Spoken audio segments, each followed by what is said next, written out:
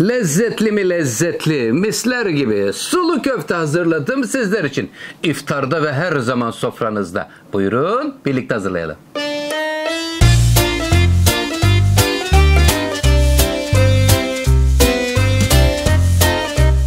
İftar sofrasında şöyle ekmek banmalık sulu bir köfte hazırlıyorum sizler için. Hemen malzeme listesini paylaşıyorum. 350 gram dana kıymamız var. 2 sefer çekilmiş. Orta yağlı. Efendim bir tane soğan, kıymet seçerim. Tuz, karabiber, maydanoz. Üzerinde ise 3 tane patatesi olup kıvamını bağlaması için bir tatlı kaşığı da un veriyorum. Sosu önemli. Sosunda neler var? Tereyağı, soğan, 2 yemek kaşığı salça, 1 tatlı kaşığı da toz kırmızı biberle birlikte hazırlanmış enfes bir sulu köfte için hemen karıştırma kabının içine kıymayı alıyorum. Bir soğan rendesi ve biraz maydanoz geliyor baharatlarla birlikte.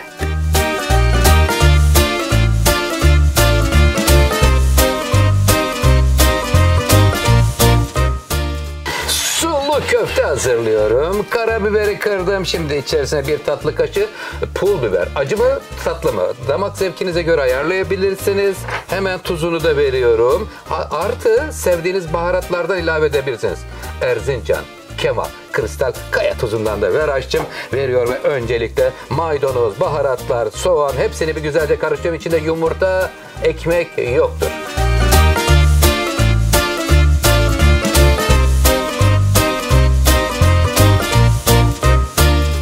Misket büyüklüğünde köftelerimiz sevgiyle yuvarlandılar. Şimdi az bir şey yağ vereceğim burada pişireceğimiz. Hem aynı zamanda bu tava ve tencere özelliğine sahip. Şimdi hemen köfteleri alaştım. Bismillahirrahmanirrahim.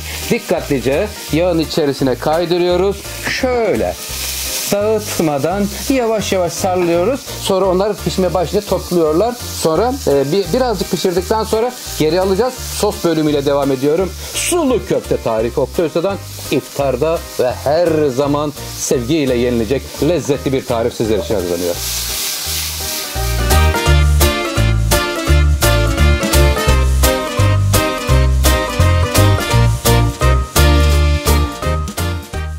Sulu köftenin güzelliğine bakın kıymetli takipçilerim.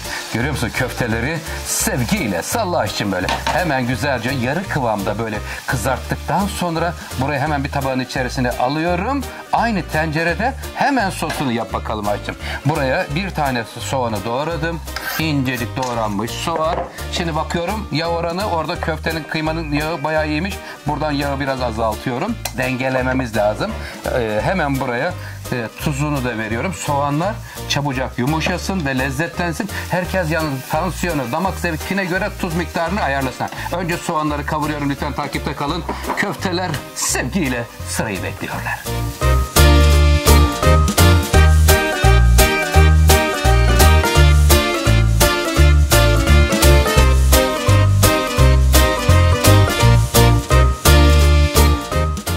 Yemeğimiz için hemen sıcak suyumu alıyorum ve geliyorum.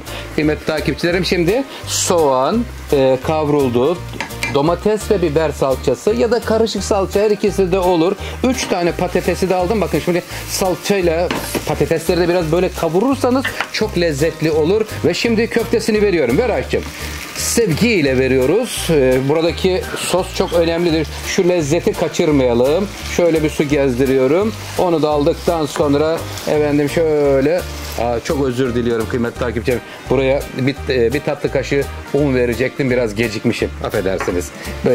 Suyu vermeden önce unu mutlaka dökelim ki burada sulu köftenin kıvamını bağlamasına yardımcı oluyor. Böyle sulu, yanında pilav, güzel böyle salata, cacık, Allah ne verdiyse. İftar sofralarında enfes bir lezzetli tarif olacak. Şimdi bu su az gelir. Bir yarım daha koyuyorum. Yani 5-7,5 su bardağı su koymuş olacağım. Tuzu yeterli. Sevdiğiniz baharatlardan ilave edebilirsiniz. Kapağını kapatıyorum. Kısık ateşte pişiyor. Birazdan sizlerle final bölümünde birlikte olacağız. Lütfen beğeni butonuna basmayı unutmayın.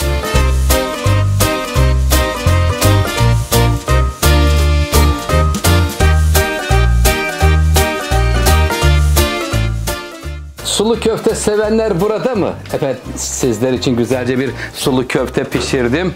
Evet, bol soslu, sulu sulu, ekmek banmalık, pide banmalık bir köfte oldu kıymetli takipçilerim. İçinde patatesi, birazcık un koydum. O suyunu böyle sosa döndürmüş. Lezzetli mi lezzetli bir köfte haline dönüştürdük efendim. Sizler için kıymetli takipçilerim. Yorumlarınızı ve beğenilerinizi bekliyorum. İstediğiniz tarifleri lütfen yazın. Elimden geldiğince sizler için en güzel tarifleri hazırlamaya çalışıyorum. Hoşça kalın, sağlıklı kalın. Allah oruçlarınızı kabul etsin. Sizleri çok seviyorum.